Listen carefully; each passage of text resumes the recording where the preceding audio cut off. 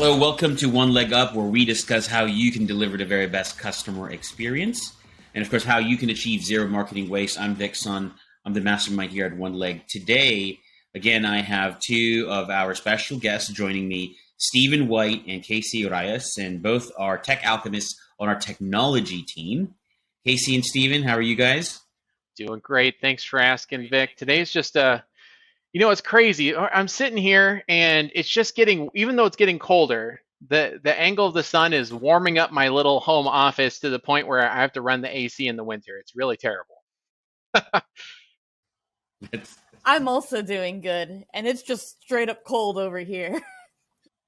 I know what you mean. It's like some animals that I observe. The whole day they just stay outside, like one of my dogs, because they're outside, right? But one of them, they just soak up the sun. They just the whole day he's sunbathing, and I'm like, what are you doing? And then I realize maybe he's sucking up all that energy.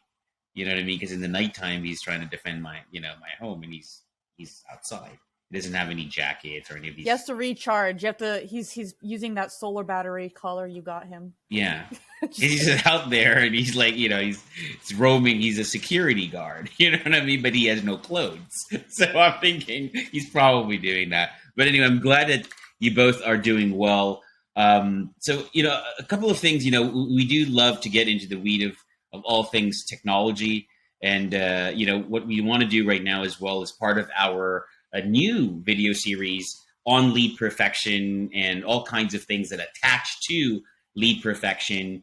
And that's because a number of our home improvement clients use lead perfection. And we do think that lead perfection has an advantage over, CRMs like Market Sharp and Improve It 360, although we have clients who use those as well. And today we want to discuss some of these features that, we find, often in industry at large, our clients or people overlook them. And therefore they're missing some of the system efficiencies that will help their technology perform better. So let's first chat about, let's go to Casey here. And Casey, if you want to chat about, one of those things that I think is everybody uses them, everybody needs them, but for some reason, a lot of people are overlooking on the ways to actually make it so that when you're using this feature, in this case, reporting, right, the reports or the dashboard, you're using it in its most maximum level. So you want to talk about that a little bit? Yeah, well, you already spoiled the surprise. I didn't get to say that what I was talking about. No, I'm just kidding. No, I want to talk about reporting. I'm finding out more and more that people are not utilizing the reporting because there's so many options available in the reporting section of Lead Perfection that they get overwhelmed and they don't know what to focus on. And so I wanted to first talk about the top 5 reports that you need to have in your life and how to best utilize these reports. So you can find these both under the marketing and sales area. One of them is called the marketing subsource report. So you can determine how well your campaigns are working for you. The next one is the sales report by sales reps. So you can determine your sales team's goals if they're being met, and also what their stats are, essentially, like how many leads are they running, how many sales have they got, how many sales have they lost. There's also the sales efficiency by source on that same vein, used to calculate closing rate and also used to calculate the efficiency of your efforts in that particular source where you're participating. The next one is lead disposition detail. Basically, you're using the dispositions supposedly you're using the dispositions as a way of marking your marketing campaigns. And this one will give you an idea of how well those campaigns worked out for you in a lot more detail. And the last one, very, very simple, just the sales log. And the sales log will just tell you, point in fact, how many sales did you get and how many sales did you lose? How many were you able to retain and where did they come from? Perfect. Okay, so let's touch that on a little bit, and if there are people in our audience that are using these particular reports, what are some of the things that you have found they could do since they're not doing it that makes the reports and the customization of these reports or the usage of these reports so much more effective for their organization.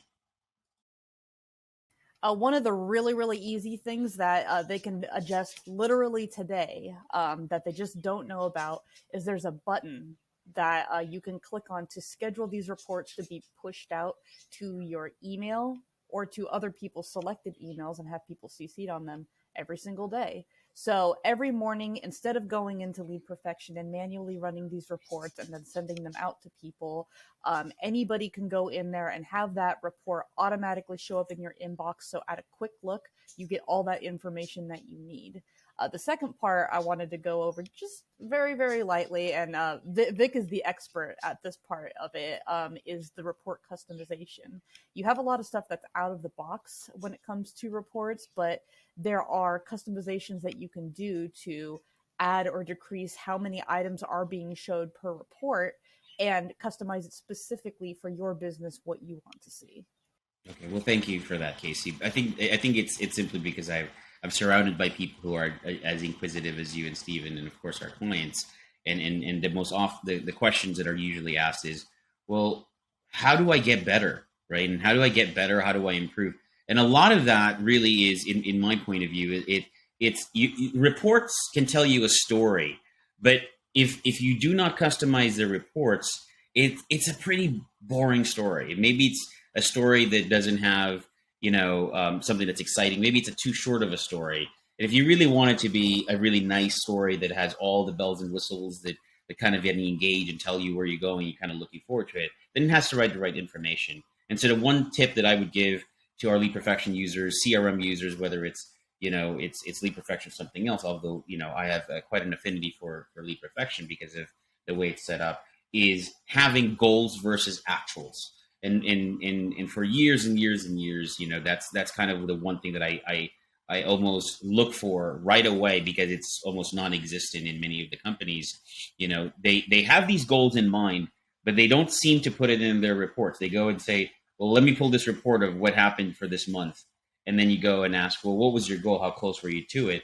And I think you can bypass that by simply adding it there. So on sales logs or on sales efficiency reports on Lead Perfection, simply programming it so that you could have on one column what the goal was, and then maybe having a percentage column tells you how close you are and how far you are from your goal, or what that percentage is, especially if you're running these day-to-day, weekly, or monthly. You know what I mean? And you can kind of see that. So that's always, something that I look forward to.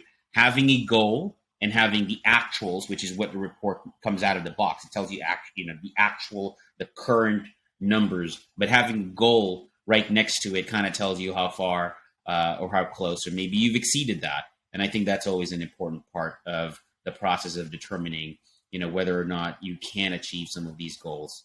And then the other part of that is, once you start having those reports, right, kind of aggregated over a period of time, so that you have a report that tells you how many months or how many weeks you've met the goal, exceeded the goal of not or not met it. And that tells you your trends and your patterns. That's just as important, because if you look at, these reports over a period of time, and let's say you're saying, well, my goal each month is to do, 2 million, 2.5 million, 3 million, and then 4 million, and you go in perpetuity, increasing it by 500,000. I would be interested in terms of, asking, well, how many of the 12 months in the year did you actually meet those goals? If you met those goals once, then I would say, well, you're probably dreaming, right? There's probably something wrong with your plan, because you only hit it once, 1 out of 12, right? So that's really important as well, I think. And the other concept, I think, is comparison or relational reporting, from your data. A lot of the times people use these reports on Lead Perfection where it tells them where they are, but not in relation to something. So, for example, if you're looking at your leads, right, your leads dispositions, or your marketing subsource reporting, and you don't have trend lines or patterns in terms of the reports, where you go and say, well, look, I want to be able to tell in the last 6 weeks whether my raw counts of leads went up or down, what that percentage would be, versus where I'm trending in the next 3-4 weeks. I think you're really missing out, and this is when you start getting surprised. Suddenly your lead counts drop, and then you're just like, what happened?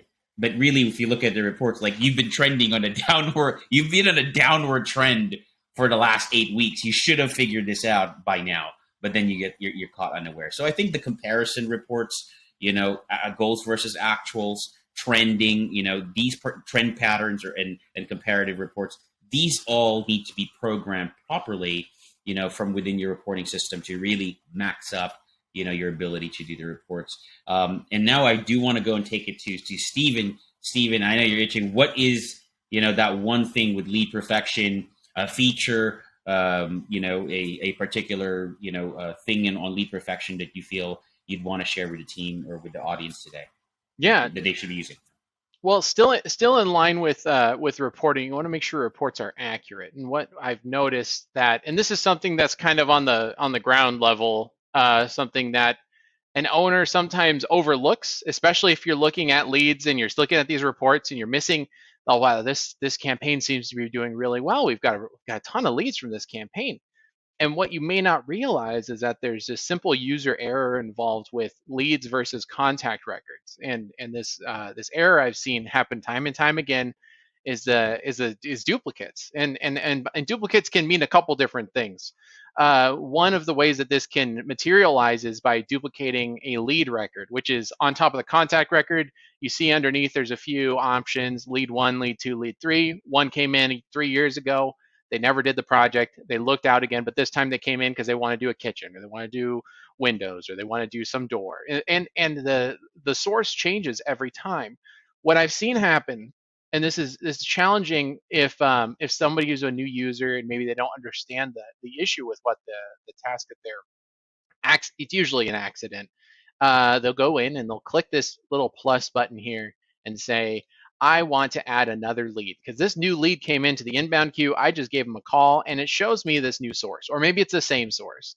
And the difficulty there is if they're clicking that button and they're saying, I want to make a new lead, your report's going to show that 2 leads came in for that month from that same source. Or maybe the same lead came in from 2 different places and it's artificially docking your lead count and saying, wow, the conversion of this campaign is not as good as you thought because we had 20 leads come in. Come to find out, we had a situation where we saw 5 of the same exact person, and that's going to definitely ruin your numbers if you say, well, 5 new leads came in and I only converted 1 of them, when in fact all 5 were the one person. It's going to show, well, that was actually 100% conversion, but you thought that it was only 20% conversion. And you can fudge the numbers any way you want, but the problem is if you have inaccurate reporting where people are committing and creating new lead forms where there shouldn't be, or they don't know the difference between, and I'll show this here, a contact record versus a lead, because it matters.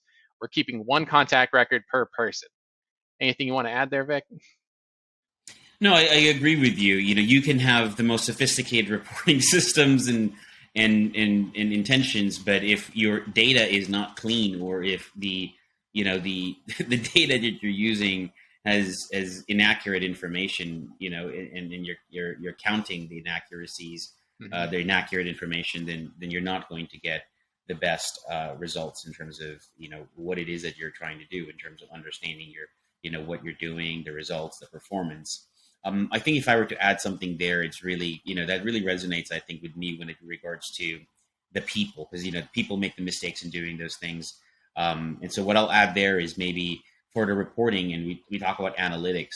I'd like to see a lot more companies, and we've done this in the past, where we were one of the first companies that actually did the lead scoring, right? Where you took a look at lead sources and actual contact records, from where they came from. You kind of upload demographic information, census information, right? Places for that way you start scoring them based on that. And then the flip side is your staff, right? Especially in the call center, I think you were talking mostly about a call center who processes, the leads, right? They process these leads and they go ahead and enter this information, and sometimes they create duplicates. I think that should be part of their reporting, is what do they convert on, how long they stay on the phone, how many times they leave a message, or how long they convert with a client, what type, what source. There's all kinds of ways to kind of figure out, through regression analysis, or just figuring out what those variables are that affect their performance. And I think that really, at the end of the day, when you focus on people and you focus your reporting on there, you begin to understand who your staff are, you begin to understand what they're good at, and then you start enhancing it, as opposed to simply looking at the numbers and saying, well, we've got X amount of leads and this is what's converted.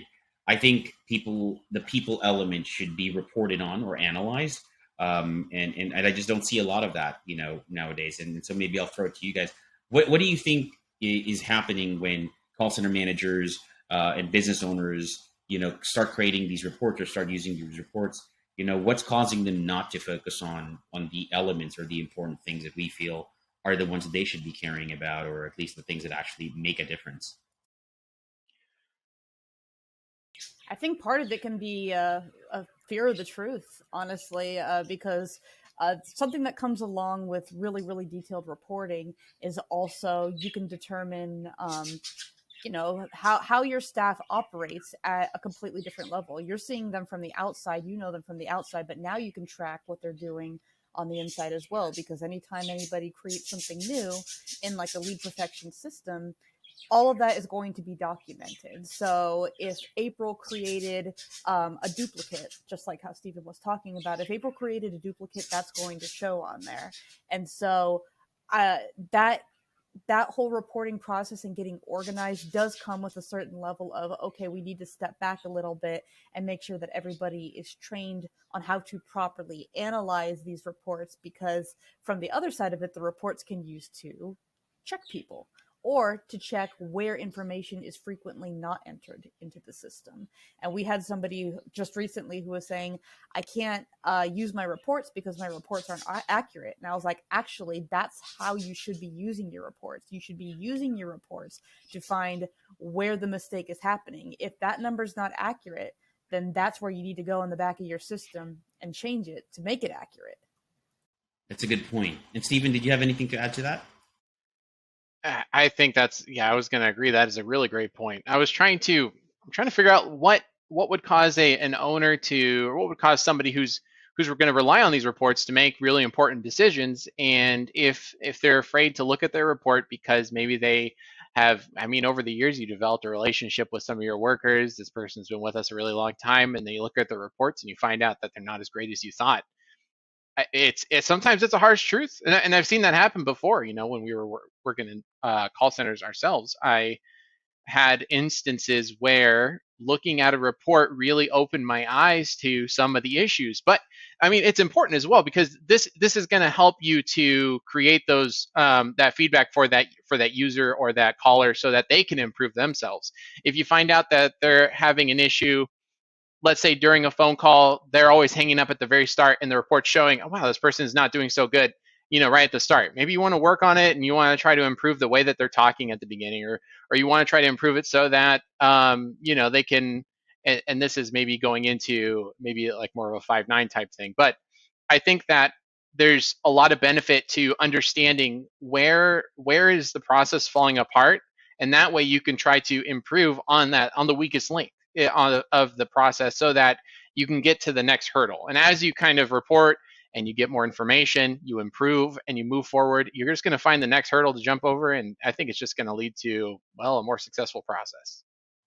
I agree, and I think I've spoken to this as another podcast and another webinar that I was invited in about using the Moneyball approach, right? And really that starts off with looking at statistics, data, and analytics, and a lot of people don't really know in this industry how to look at numbers.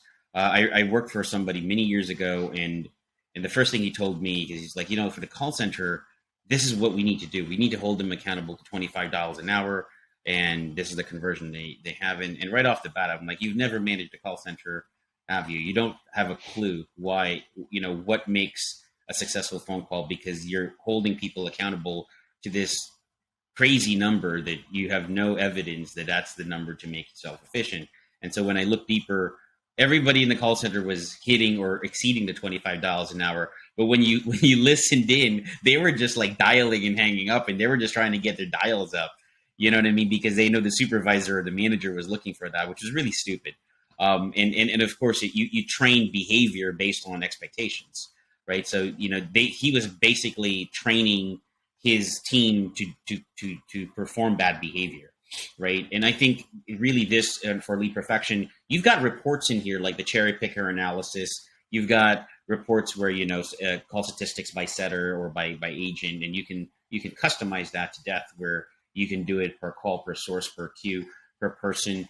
And that's really what I think I'd like to see in this industry is a more focus driven on the customer experience, both internally and externally. Like if you start looking at your queues and you put people on them, and even if you don't have a 5.9 platform or a dialer, you can pick some of this information up from Lead Perfection itself, because Lead Perfection actually has a timer from how long you enter a lead or when you start looking at it. I don't know if people know that, but I've used it for over a decade, so I know some of these small little things that people don't. But there's a counter.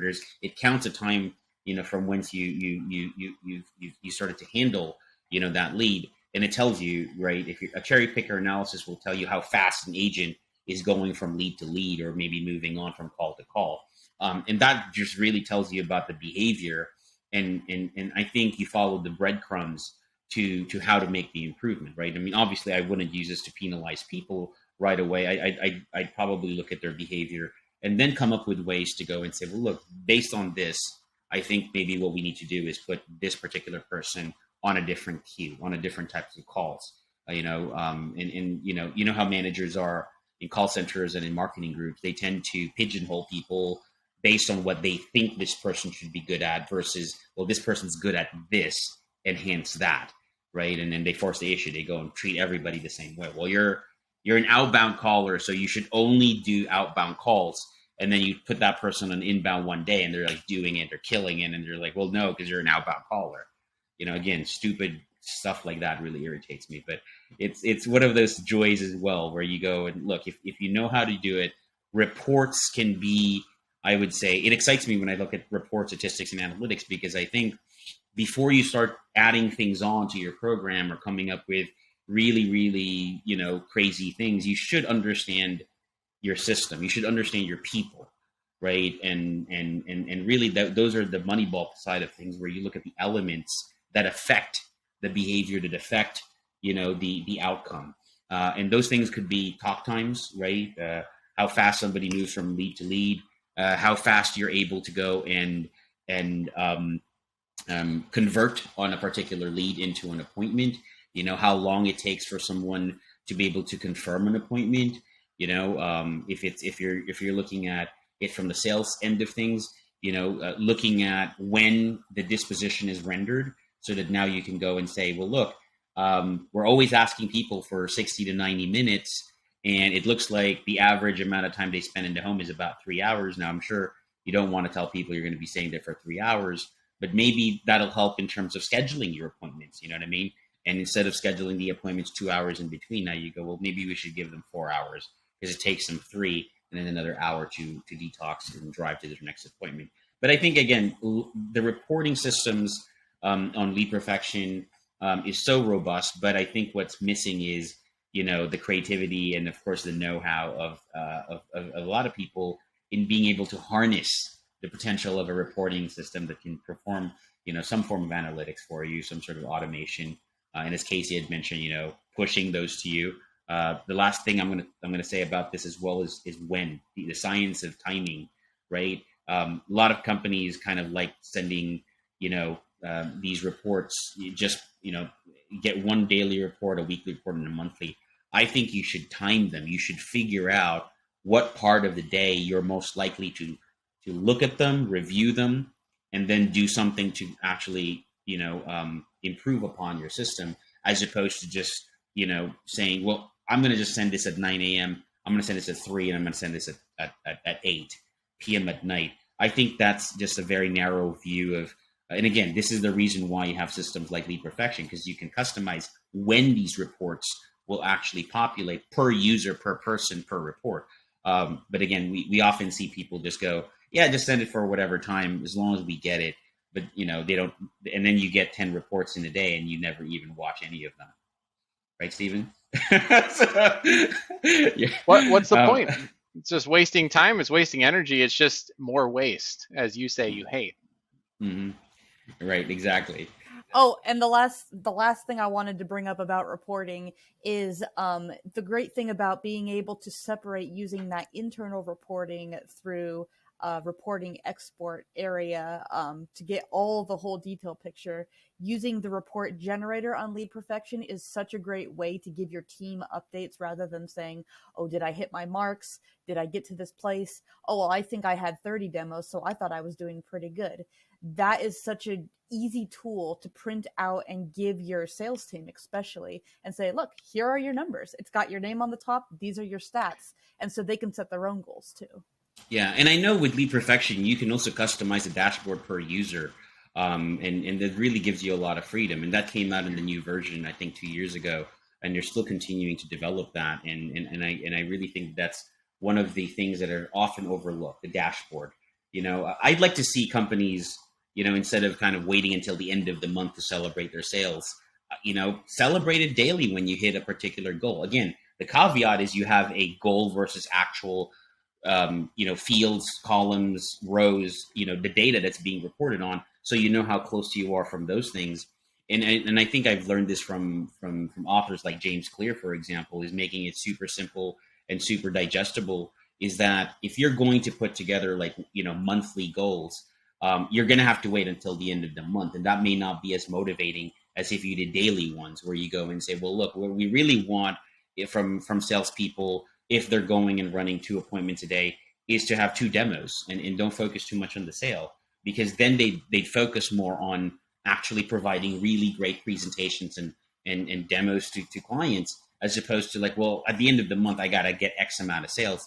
And now it's like they're having to wait the whole month. Whereas if you looked at the smallest number, it's this daily number, get your 2 issued appointments and get 2 demos today, and then you celebrate that. Lead Perfection has the chat feature, and it's almost like a text feature, the notification, and anyone can go and say, hey, you just hit your 2 demos, yay, and everybody's just chiming in. I think that's a really good motivational way that you can use the reporting to tell you when to start behaving, in terms of motivating your staff, inspiring them, or talking about it, as opposed to just making it like a passive thing. Because we all know that reports aren't sexy. They're not, a lot of the times they're just like, it's a report, it's a piece of document. But it's really what you do with it, I think, that's going to matter. So, like both of you guys said, that's a lot with regards to reports, analytics, and dashboards. It's not really the sexiest, feature of Lead Perfection. I certainly think that the numbers can be very, very interesting, but it's how you utilize it. And so for those of you in the audience, or the people who are listening or watching in our podcast, don't dismay. You're not the only people who kind of overlook these things in with Lead Perfection in their reporting systems. But that's it for today. We hope you've enjoyed our chat and learned a couple of things. As always, we're here at One Leg. We believe in, poor marketing pollutes the planet, and that business is, full of tired, outdated, and indistinct, unremarkable, and underperforming marketing. That sucks. But what sucks even more is that many companies have forgotten the most important thing of all, the customer, both internally and outside. And so we're on a mission on behalf of our clients and customers to change that. To learn more, go to zeromarketingwaste.com, where you can subscribe to our blog and this very podcast. You can find us and follow us everywhere by looking for Mingo, the flamingo, our mascot, and the One Leg, ONELEG handle, wherever you socialize online. We look forward to seeing you next week. Take care. See you soon. Bye, everybody.